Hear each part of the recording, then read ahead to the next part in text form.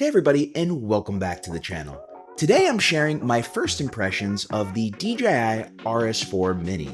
I actually bought it from Amazon, and I wanted to get my hands on this gimbal because I had actually used its predecessor, the DJI RS3 Mini, and I had really enjoyed it when it was first released.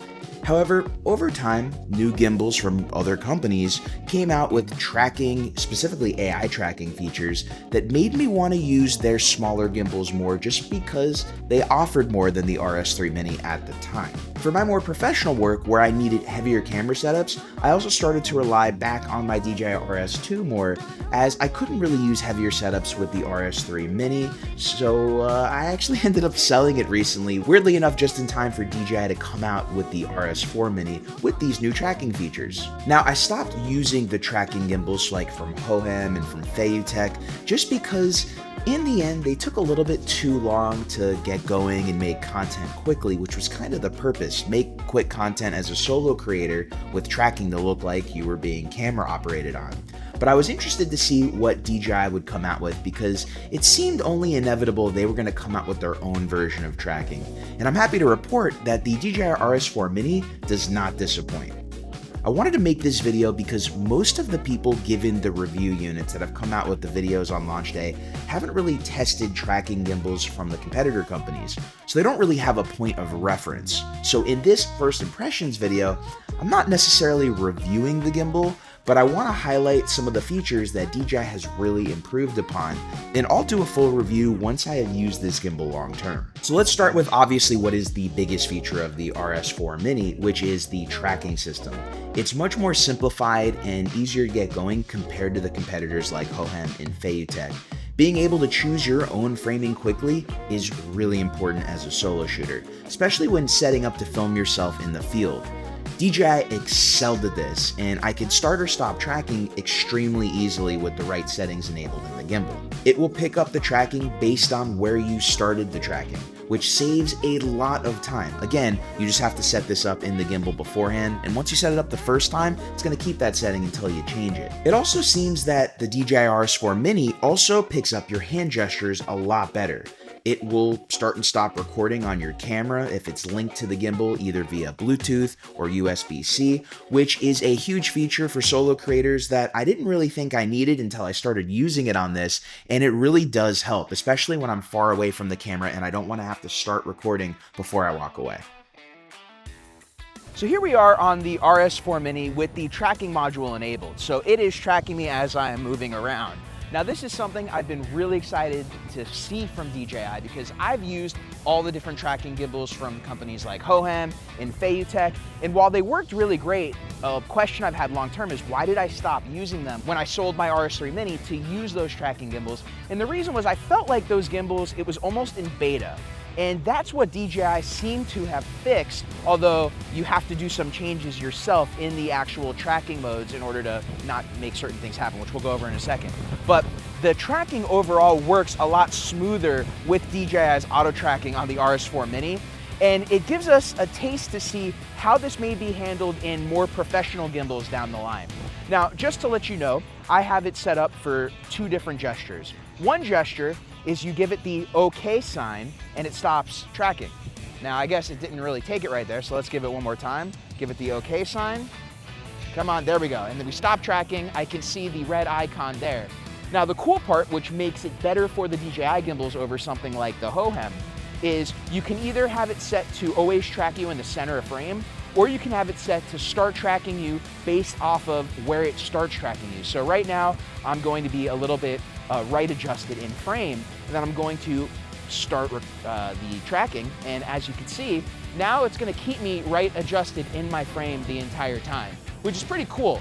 There was a lot you had to do with the Hohem and the Fagien gimbals, especially you had to use like this gesture, and then you had to move around, and then you had to get into frame. It just took a lot of time to get going, and that's the big thing with the DJI RS4 Mini. They've simplified the process in the auto tracking, which means that it is reasonable for someone like me who does a lot of solo shooting for YouTube specifically to actually go out and use the RS4 Mini to make it look like I have a camera operator like we do right now.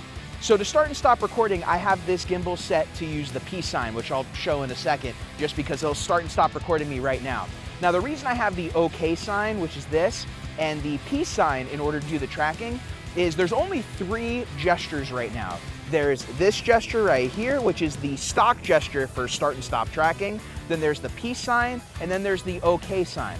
Now the problem with using this stop sign, it's a very common gesture that a lot of people move around. You might have seen in some of the other reviews when people were moving a lot with their hands, it was actually start and stopping the tracking, which can create a problem if you don't mean it to stop the tracking. Where the OK sign isn't really something people do in normal conversation.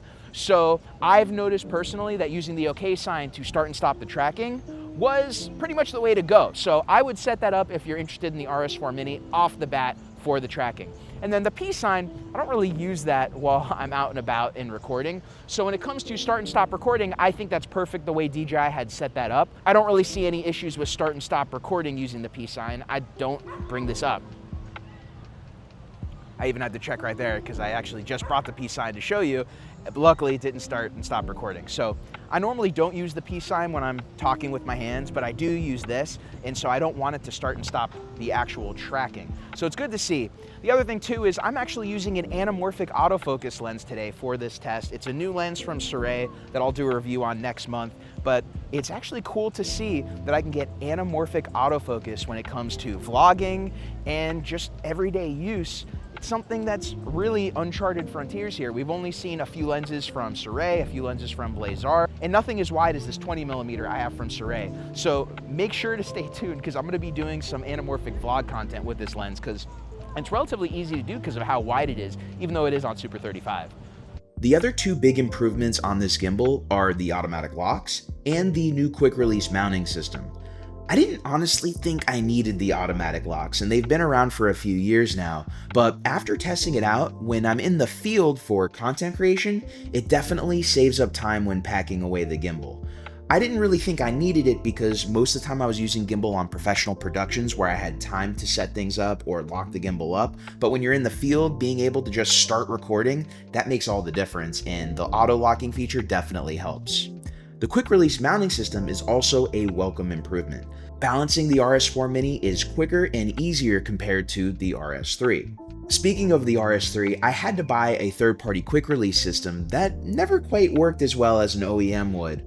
I'm happy to report that this new system solves this issue completely, making the setup faster and more reliable. The one thing I will say is the Arca Swiss isn't going to be compatible with every Arca Swiss system, so do keep that in mind. So overall, the DJI RS4 is a huge improvement over its predecessor. I'm excited to see how these new tracking features and improvements will be implemented in the more professional high-end gimbals, as this could be a game changer for not only solo shooters, but for also smaller productions. That's it for my first impressions of the DJI RS4 Mini. Let me know what you think in the comments below. Is this gimbal worth it for you? And if you found this video helpful, make sure to hit that like, subscribe, and notification bell to keep up to date with the latest videos on the channel. And until next time, my name's Jeff Fagien. Thank you for joining me as always, and I will catch you in the next video.